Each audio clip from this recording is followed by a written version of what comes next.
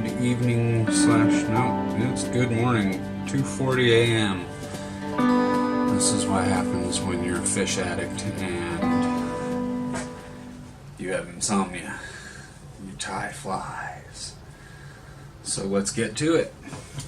So I've got a micro tube here, Pro Sports Fisher, with the junction tubing already attached in black. I'm using Vivus 10-aught, and we're going to be doing basically a micro intruder, I guess. And I asked my wife before she went to bed what colors we should do. So she said blue and purple. So I'll do blue and purple. And I'm going to try and avoid any pink in there because I've been tying a lot of blue and black and a lot of these Lady Gaga style flies as far as color goes.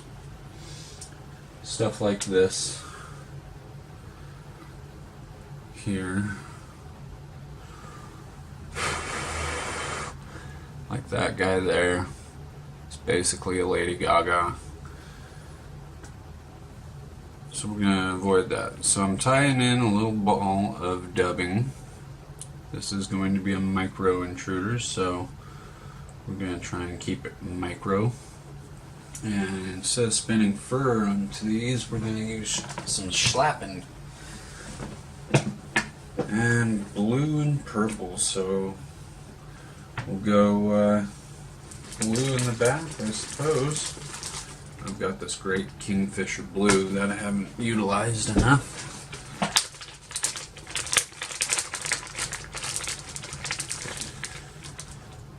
Alright. Ooh, there's some good ones in here. Got one. Okay, so again, Kingfisher blue schlappen. Make sure to put your stuff back. So I got my feather here. This is a nice one. I'm going to just strip away. I'm going to leave some of the webby stuff. Just some. Just before it turns into marabou-like material. Just get that all there. And we're going to tie this in by the tip. So I'm going to get a nice tip there. And kind of stroke everything open. I don't want to mess these fibers up too much doing this. Schlappen can be pretty finicky to work with sometimes. And you can overdo it, just like with marabou, you can overdo it with the schlappen too. Again, we're going for sparse with profile, with large profile. I'm gonna get rid of that guy. 1, 2, 3 should have secured it in. We're gonna run our scissors down like this, coaxing everything back basically. It'll help. Start stroking everything back and rotating. This is going to want to twist on me, but I'll get the better end of him.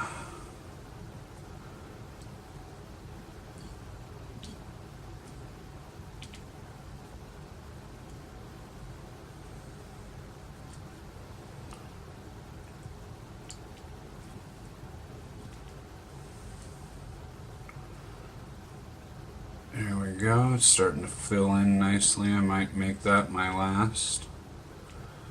One more full rotation here. Ooh.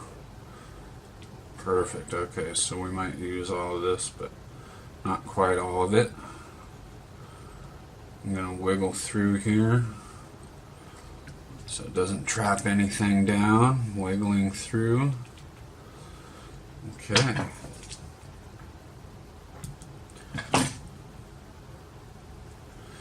And we're going to stroke back here and wrap back a few times. There we go. Now we're going to add in some purple. Yeah, some purple marabou ostrich. I'm going to take and cut just 2 at a time. Oop, 2 full length at a time.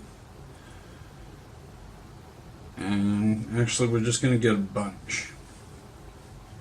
I was just watching a friend who owns a local fly shop did a bantam video, so I'm going to kind of clump in some of this stuff a little bit more, maybe say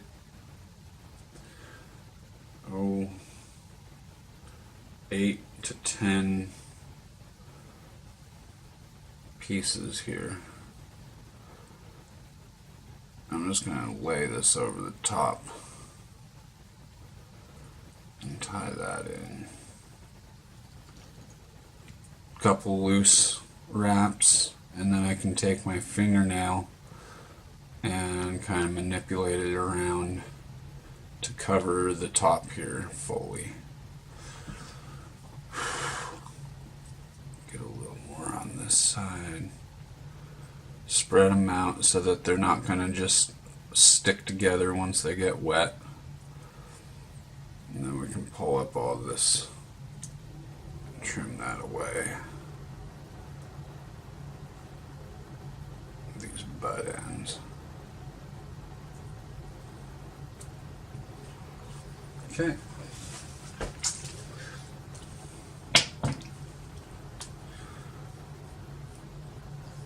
And secure those down.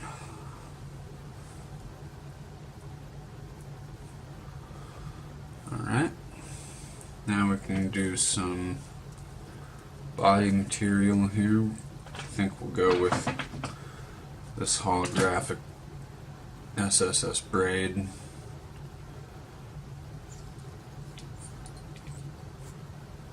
Going all the way back. Wrapping to the point you want. Remember, this is a micro intruder.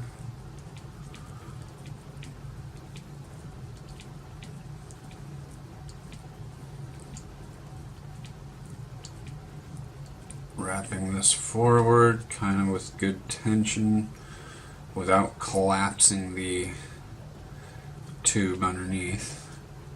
Remember, when we're tying on these tubes with this tougher thread, even, you know, you don't want to be using Kevlar or GSP, any of those super strong threads. I feel like I'm sick of looking at just my mouth here. Oh well, I don't want to lose focus on this.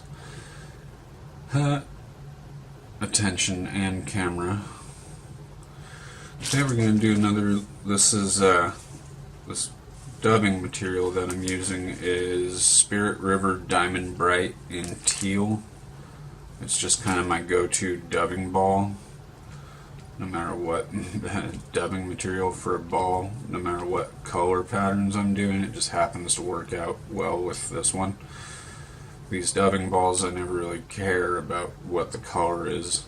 I go for more of the consistency for dubbing nice ball sections there. I'm trying to say that in an appropriate manner. I know I'm going to get my immature friends all in a tizzy saying stupid things like that. Yeah, I'm talking to you, Ryan. Yeah. I hear you. All the way from Bend. I can hear you. Anyhow, so now we're going to go with some more slapping. We're going to go with that Kingfisher blue again. Because I'm a genius and I thought this fly through, even though I'm making it up kind of on the fly. Ha ha ha. Ooh, that's a nice one. Hey, what do you got?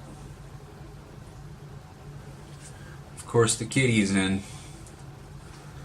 3 in the morning and he's up bothering me and my fly tying stuff. Of course. There's nothing better than tying with a kitty around. You certainly don't end up falling asleep at your tying desk. Okay, this one I'm gonna give us more of a tip, and I stripped some away there. So I'll show you. I've got tip section stripped away, and then just what I think I'm gonna need there, and then stripped away the back. And I'll kind of fold this in there, and then we can bend that tip section back, wrap that down, and that'll help really secure things in. And then we can cut away that tip section. Point.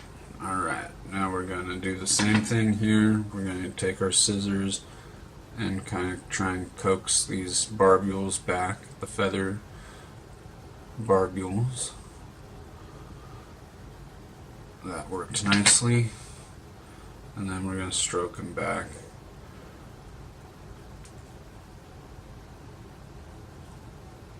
Okay, we don't need this to be super full. I just want some of this blue in here, and then this is going to act as a shoulder to support the next materials to follow.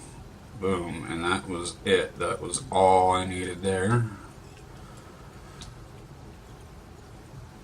Glad I got that on video, because I probably won't get that to happen again. Okay, that's nice and back. So now we're going to play with some marabou. We need a little more purple in this fly.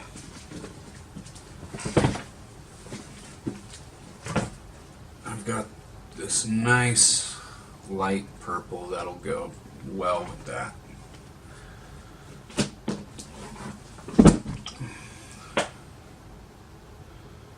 Find one with a nice tip. That feels pretty good. Nice thin, sturdy stem.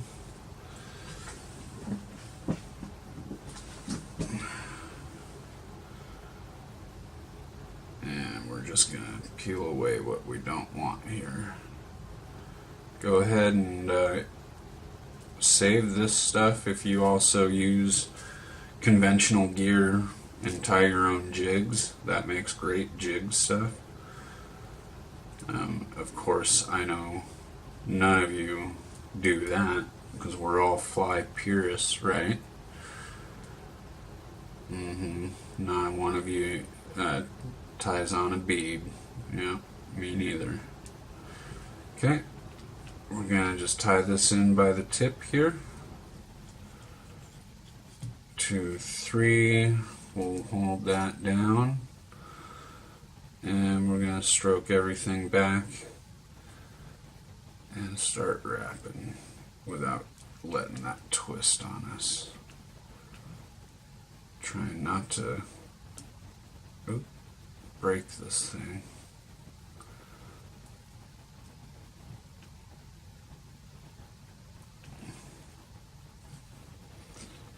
Or get too twisted here. This one really wants to twist on me quite a bit. I just need this final turn here,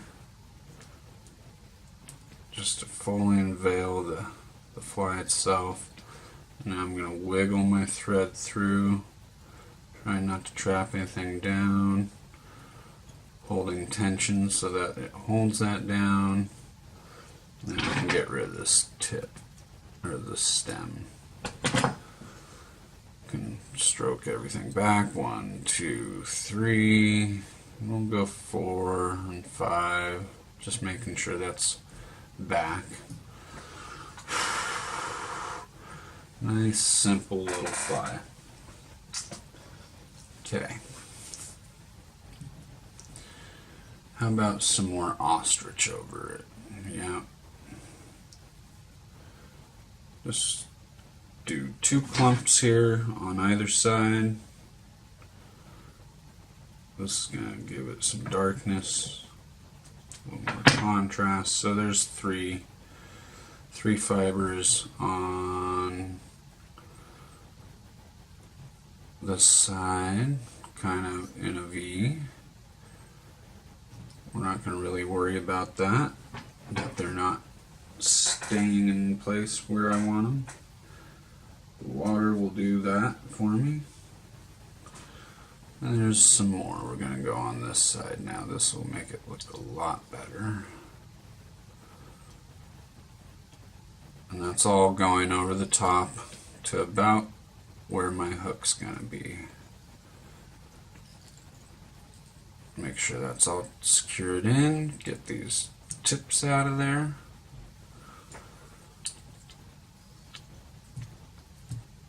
Keeping my head as small as I can. And we're actually going to weight this fly after we give it some cool hackle tips. Some broken hackle tips, yeah. Oops. Get in there and cut so that we got this nice V tip. And lay it right over the top here. Loose wrap. Kind of get it in position. Sometimes these want to be pretty finicky. That's what these last halves of your hackle tips, you use the good tips on some of your bigger flies. Save these for trout flies and save it for stuff like this. Save a little cash that way. So we're kind of just tenting this over a little bit. Do a loose wrap there. Now we can go on to with a little bit more tension. Kind of positioning those. Be careful here not to yank on that too much. If you have a razor blade, get in there and clean that up a bit more, because now I'm not sure I'm getting these eyes on. Okay, now we can come in and try and add some lead eyes.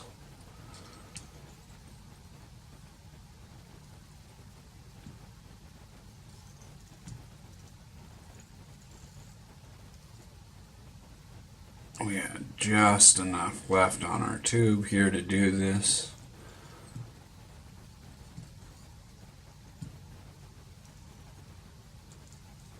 And we're going to try and figure eight these on without rotating that tube too much. Make sure your keel, because that's what those are, is a keel, not anything else. It's not necessarily to weight the fly, right? You've heard me say that before. It's a keel. Make sure those are going to ride right with your wing. Okay, I really want to make sure, since this is right on the cusp here, I really want to make sure these are on there.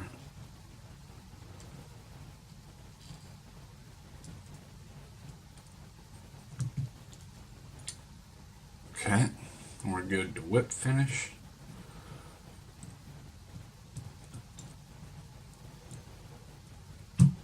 Oop. 1, 2, 3.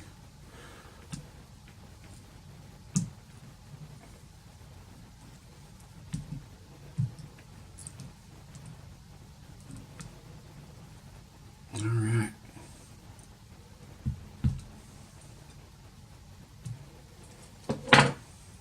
And whoop, get that junction tubing. Try and get that back on there.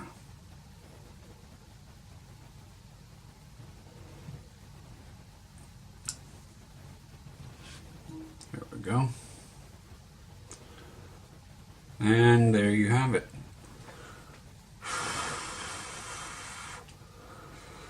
Nice little mini intruder. Notice I didn't put any flash in there. Just the body flash is all we'll need on this one. It's going to be small and less intrusive. There we go. Get out there and fish one of these for yourself, or give me a call and you can come out and fish this one right there, or any of the other dozens I'm going to tie tonight. 503-737-4890 or www.riverwiseanglers.com. Alright guys, I'll see you out there.